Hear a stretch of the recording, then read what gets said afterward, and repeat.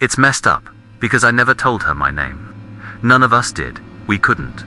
Protocol, but during those night shifts, rules bend around the edges, you know. Especially in Chicago, where every ambulance feels like it's one bad turn from a crime scene and one good call from a miracle. Anyway, this happened during that brutal winter when everything felt quieter, like the whole city was holding its breath. I was on my third overnight in a row, running on caffeine and vibes, when the calls from the old hospital wing started. You ever had a headset pressed so long against your ear that it feels like it grows roots? That was me, eyes burning, fingers numb, trying to stay awake by spinning in my chair or tapping the desk. Midnight had just turned into whatever comes after midnight. That timeless void, the first call, came in soft. Just static at first. Then, this frail voice, trembling, like someone learning how to speak again. Help, I can't get up. I went into autopilot. Location, nature of emergency, conscious or not. But she didn't answer the questions. She just kept saying the same line. Help, I can't get up. Not unusual, honestly. We get those all the time. Elderly falls, hypothermia, diabetic episodes. Except the caller I traced wasn't coming from a residential building. It was coming from inside St. Bridget's, the hospital. The one she was calling for help from was the same hospital emergency techs were already in. I flagged the call to on-site security. They checked the area, the old psych wing that had supposedly been sealed off for renovation. Security came back with a shrug. No one there, no signs of forced entry, no recent log of patients assigned to that floor. They told me it was maybe interference. I wanted to believe them. The second call came 40 minutes later. Same voice, same shaking breath. But this time she said something new. You left me here, not directed at anyone specific, but still, it stung. I tried to keep my voice steady, reassuring, professional. But she kept talking over me, whispering like she was right behind my chair, instead of miles of wires away. It's so cold, you know that chill you get when a window is cracked open in winter. That invisible draft, lifting the hairs on your arm. I felt it crawl across my neck. Another location trace, same floor, same room. I pinged security again. They were annoyed. I didn't care, because the voice started saying my name. Not sir, not dispatcher, my actual first name. She whispered it, like she'd been practicing, like she'd been waiting. I tried to rationalize it. Prank, crossed line, interference, mixing in old data. But no matter how tech-savvy you are, you can't ignore someone calling your name from a room security insists is empty. We ran checks on the line. No record of an outgoing call. No record of an incoming one either. Just nothing. As if the audio had materialized directly into the headset. The third call didn't come through the main system. It came through my personal line. No one has that number. Not even my supervisor. I froze when it lit up. Unknown caller. Number location, St. Brigid's, psych wing. I picked up, no greeting, no breath, no static, just a scraping sound, like someone dragging a nail across concrete, slow and deliberate. Then her voice, right in my ear, like she was sitting inside the wire. I'm still waiting for you. I swear I stopped breathing. I didn't move, didn't blink, didn't swallow. The office lights flickered. A few monitors reset, like they'd been unplugged. And the whole time she whispered that same sentence, over and over, like a lullaby for the damned. Security did one final sweep. This time they took body cams. They walked down the hallway of the sealed psych unit, muttering jokes to keep themselves sane. Dust everywhere. Plastic sheeting, old equipment, empty rooms. Then they reached the room my trace had marked. On camera, nothing happened for a second. Then the door behind them slammed shut, hard enough to shake the frame. Both officers jumped. One cursed, the other turned around, scanning the hallway. On my end, their audio dropped into a burst of feedback so loud I ripped my headset off. When their camera feed came back, the door was open again, and someone had written a single word across the inside window in something dark and wet. Waiting, they left the floor. They refused to go back. I don't blame them. The calls stopped after that. Or maybe they didn't stop. Maybe they just stopped coming through the system. Sometimes, during night shifts when the office goes quiet, I hear that same faint scraping in my headset. Just for a second, just enough to remind me. I never answer it, honestly. Would you? Because if something like that ever happened to you, tell me I'm not losing my mind. Maybe that sounds dramatic, but once you spend enough Chicago night shifts listening to people die through a headset, you stop underestimating the details. The smallest things stick: a tone of voice, a background noise, a color, especially a color. This one started on one of those nights when the city hums low, like it's conserving energy for something bad. I was logged for another graveyard rotation, juggling energy drinks and the slow decay of my sanity, when the overdoses started spiking on the south side, one after another, like dominoes. Too many for coincidence. Too concentrated for randomness. Around, I don't know, whatever comes after 3 in the morning, that dead zone, when the real horrors slip out while everyone else sleeps. A call came in from a payphone. Yeah, a payphone. The kind that shouldn't even exist anymore, except in forgotten corners of the city. The caller sounded young, male, breathing fast, almost gulping the air. There's something wrong with him. He won't wake up. Please, please, just get someone here. Standard panic, but there was something underneath it. This weird tremble, like he was speaking around a mouthful of cold metal. I asked for the location. He hesitated. It's behind the old laundromat on Shiloh. In the alley, not a great sign. That alley was basically a graveyard for abandoned mattresses and questionable decisions. I told him help was on the way, and while the paramedics were dispatching, I tried to ask about the victim. Breath, pulse, responsiveness, silence. Then the line clicked, not disconnected, but muted like he'd covered the receiver. A second voice leaked through, almost a whisper, almost a growl. Don't tell them. Then the kid came back on, rushed, shaky. Just hurry. The call ended abruptly. Paramedics arrived 7 minutes later. They found the victim, male, early 20s, slumped against the wall, pupils blown, skin gray. Narcan helped, but barely. Even while unconscious, his hands were curled into tight fists, like he'd been gripping something that wasn't there anymore. But here's the part that rattled the team. The caller was gone. Not unusual. Fear makes people run. What was unusual was what the victim had written on the cement with his fingertip. Small, frantic scratches in the dirt and broken glass. One of them read hoodie, don't look at his eyes. I noted it, logged it, moved on. Or tried to. The next call came 50 minutes later. Different part of the city, same pattern. Young male overdose, almost fatal. Caller frantic. Seen in some hidden pocket of Chicago. No sane person wanders into after dark. And again, the caller vanished before first responders got there. This kept happening. 4, 5, 6 incidents. Different neighborhoods. Different victims. Different callers. But every scene had a witness statement, scratched words, or muttered fragments that mentioned the same thing. The man in the red hoodie. At first I thought it was a gang thing. Color affiliation. Some drug runner preying on vulnerable users. But nobody ever described his face. Not once, even when I asked. Even when victims were revived. One guy sat up after the Narcan, slammed him back into his body, and immediately pressed his hands over his eyes. Like a kid hiding from a nightmare. He looks at you like he already knows how you die, he whispered. Another victim tried to pull out his Ford just to get off the stretcher, screaming that the man was right behind one of the paramedics, even though there was no one there. The worst one, a woman who grabbed the EMT by the collar and begged him not to turn round because the man was smiling at the back of your neck. They had to sedate her. You know how repetition wears on you.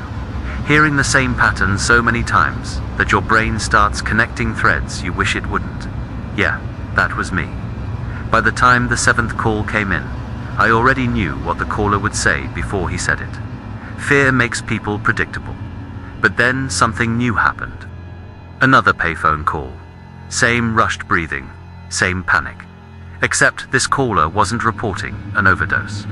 He's following me, the man whispered. I tried to run, I swear I did. My stomach tightened. Who's following you? Static. Then you know who. My hands froze over the keyboard. He kept talking, but it was scattered now. Fragmented phrases, like he was turning round between every word. He's not human. His hood. It's wrong. It's like it moves. The sound that came through the line then. I still hate remembering it. A low scrape, like fabric, dragging over concrete. Then, footsteps. Slow, heavy, getting closer. The caller whimpered. He's right in front of me. I can't see his face. Keep talking, I told him. We have units close, don't hang up.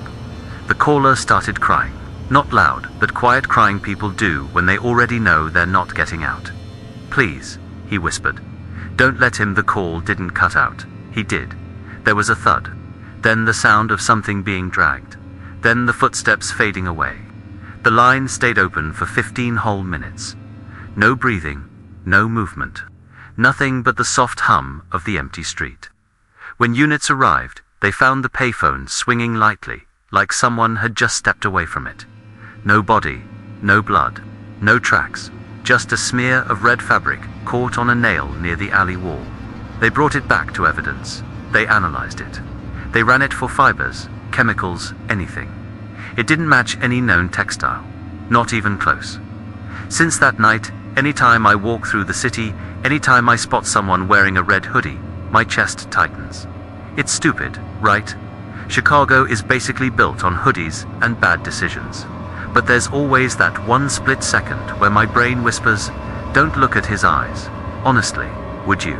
And if you've ever seen something or someone that shouldn't exist, tell me. Because I'm starting to think Chicago has more shadows than streets.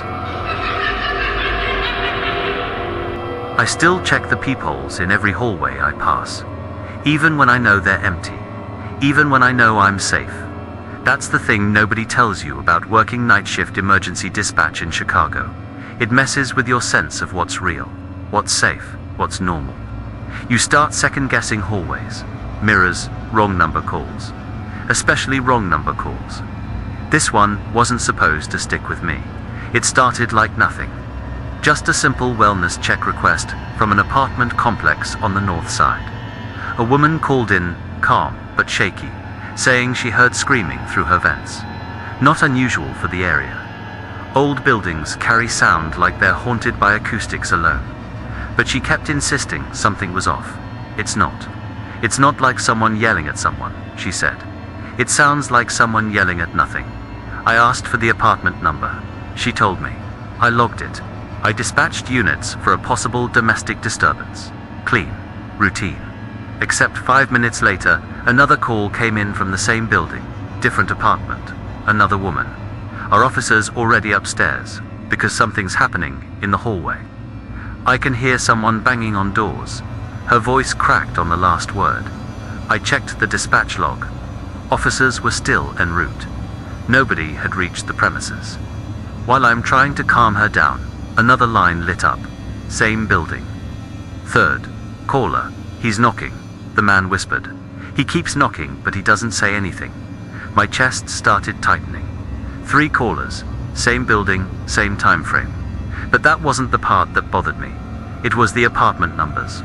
They were all the same. All 3 callers claimed they lived in apartment 47. I thought I'd misheard the first 2. I checked, double-checked, triple-checked. Apartment 47.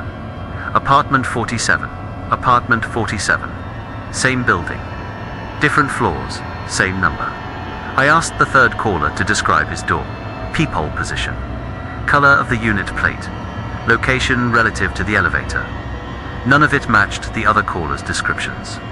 I remember sitting there, fingers hovering over the keyboard, trying to convince myself it was just a clerical issue. A mislabeled unit, a landlord who didn't care about consistency. Welcome to Chicago. Paperwork problems are a tax on existence. But then the screaming started.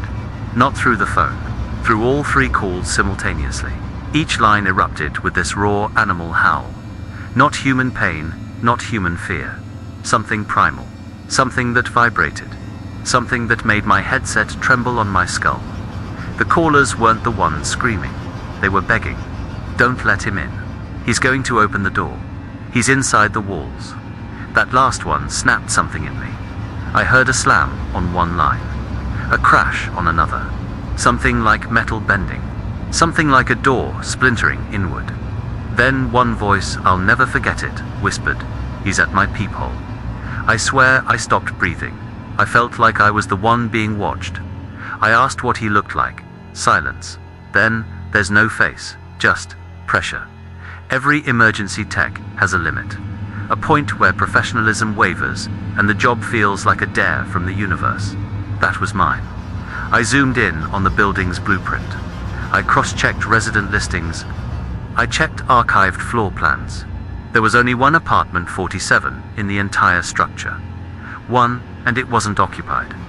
While I'm trying to figure out how 3 people were calling from an empty unit number, the building's fire alarm suddenly blared through all 3 calls at once.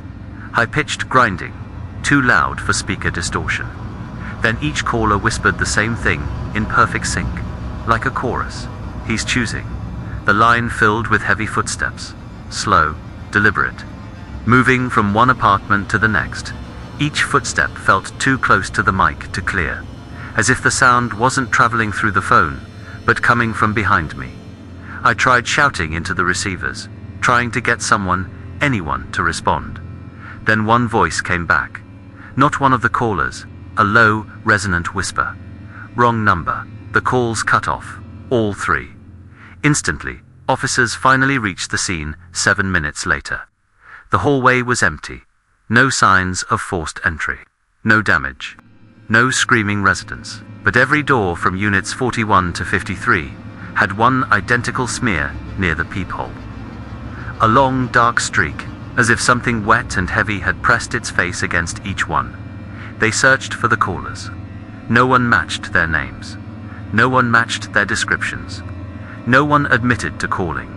No trace logs, new cellular pings, nothing. Except one thing. Apartment 47, the real one, had a faint fresh fingerprint on its inside doorknob. The unit had been locked from the outside for over 10 years. I transferred off night shifts after that. I still avoid long apartment hallways. Still avoid looking too closely at peepholes. And if you ever hear knocking that doesn't match your door number, honestly, would you open it? If something like that ever happened to you, please tell me I'm not alone. I still don't know if I saved him, or helped whatever was wearing his voice. This happened during the September heatwave, when Chicago feels like a cement skillet, and everyone is cranky, dehydrated, and one minor inconvenience away from a meltdown. Night shifts get weird in that kind of heat. People hallucinate. People pass out. People do everything except stay inside with working AC. I was halfway through my shift, that delirious part of the night when the fluorescent lights buzz louder than your thoughts, when a call came through that didn't sound like any emergency I'd dealt with before. No background noise, no breathing, just a voice. Low, dry, cracked like an abandoned radio. Please, don't let me die here. I straightened up fast. You learn to recognize the tone of real panic, the way someone sounds when they're 1 inch away from blacking out. This wasn't that. This sounded like someone remembering how to speak, like their words were scraping out of their throat, dragging something behind them. I asked for his location. Standard. He didn't answer. Sir, I need your address. I'm in my apartment. Pause, I think. I typed in manual tracing. The system struggled. The signal was bouncing. Not normal bouncing either. It was like it kept originating from slightly different points within the same building. Same coordinates, different floors. Which apartment number? I asked. He whispered it, 12. I sent officers and medics. But something in his voice made my ribs tighten. Something was wrong. People in medical distress ramble, slur, moan. They don't usually. Hesitate, like they're considering which memories to pull from. I asked him to describe what had happened. Silence. Then, I woke up on the floor. Something was standing over me. Tall, too tall. His voice shook. I don't think it was supposed to be in my apartment. My mouth went dry. We have help on the way. Can you tell me if you're injured? He inhaled sharply, like he was smelling the room. I think I'm dead. The line popped with static at the same second. I rubbed my forehead and tried to stay calm. People in shock say all kinds of things, but then he said something that made my stomach clench. He used my voice. Who did? He kept practicing it. Before I woke up, a pause. He was getting better. My hands froze over the keyboard. Sir, stay on the line. Lock the door if you can. It's already inside. Everything in my brain went cold. Before I could respond, I heard footsteps. Slow, soft, too soft, like bare feet on old wood. Then a sound like fabric being dragged. The caller whispered, "He's standing in the doorway. Can you describe him?" Another long pause, thick and wet with breathing. "No," the caller said, "but he looks like me." My entire body tensed. "Sir, you need to." The caller cut me off. "No, not me. He looks like what I look like when I'm asleep." Something metallic hit the floor on his end, then scraping. Something being pulled, something resisting. I heard a voice then, a second voice, identical to the caller's, but cleaner, to clean. Like a perfect imitation. "He can hear you," the second voice said. Not to me, to the caller. The first caller started crying. Quiet, defeated. "I don't want to go with him. I did something stupid. I told him to run. Like running ever solves anything at 2-something in the morning." I heard shuffling, a door slamming, feet pounding down a hallway, more static. Then the sound of someone or something walking after him, calm and steady, like it already knew the outcome. The caller gasped into the phone. "He's right behind me. He doesn't make noise when he moves." "Stay where you are," I said. "Officers are almost there." The caller sobbed. "He said that. He said they would come. He said they always come too late." The line went sharp, like a frequency spike. Then the caller whispered, "I can see myself. Everything in me locked up." "He's smiling," the caller said. "But I'm not." Another slam echoed, a fall, something heavy hitting the floor. Then a groan, low, guttural, "Wrong." The line went dead. Units arrived 5 minutes later. Apartment 12 was empty. No blood. No signs of a struggle. Dust on the floor, undisturbed, except for a single long drag mark, leading from the center of the living room to the far wall. A wall with no door. They checked building logs. No resident named the one who called. No one matching his voice or description. No record of anyone living in, or even renting, apartment 12 for the past 3 years. We pulled the call recording for evidence. The final twist, the voice that begged me for help, wasn't on it. Only the second voice, the perfect one, remained, calm, cold, measured. "Don't worry," it said. "I'll take care of him." Sometimes I think about the first voice, whether he was real, whether he ever had a chance, whether he was already gone before he called. And sometimes, on the really bad nights, I think about the second voice, because it sounded like he wasn't talking to the caller anymore. It sounded like he was talking to me, honestly. If a version of you called for help, would you stay on the line?